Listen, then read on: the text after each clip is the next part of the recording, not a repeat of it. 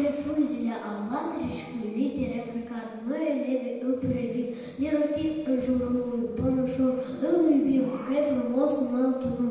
Literele sale toate ne-au mărturisit secretul, mici și mari sunt minunate și formează alfabetul. Vremura întâlne, parcă s-ar termine ultima fică din calendar, că m-aș grăbi să o rog mai devreme. Adio, dragă, deșera!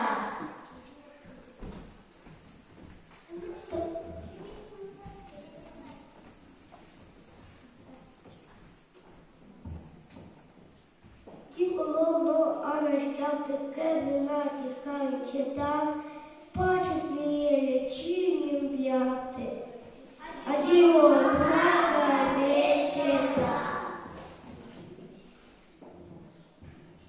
Tot mai tras departe, nu vede. Bun Dios, cu prieteni scolari, tot mai tras.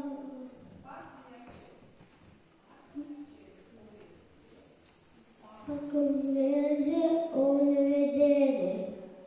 Dio, rața, deșera!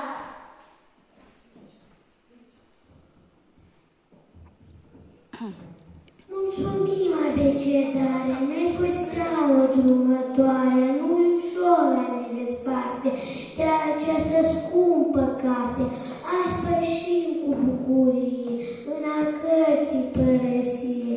Pentru munca ta măreață te vă pomeni o viață. Abecedară, că ce drag, ți mulțumesc că m-ai crescut să scriu departe. Simplu să citesc le place mult.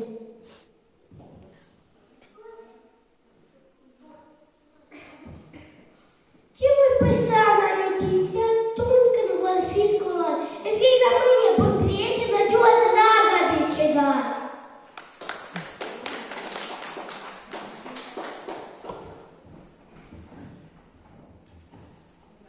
Un an în clasă femeie învăța să scrie, bun, drag prieten, minunat, și să cite, iar astăzi e multe știu.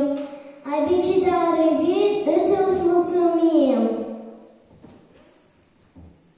În fiecare fir ai ascuns secretele ce păreau de nepătrunți, poftindu-ne să decifrăm secretul și am reușit, cunoaștem alfabetul.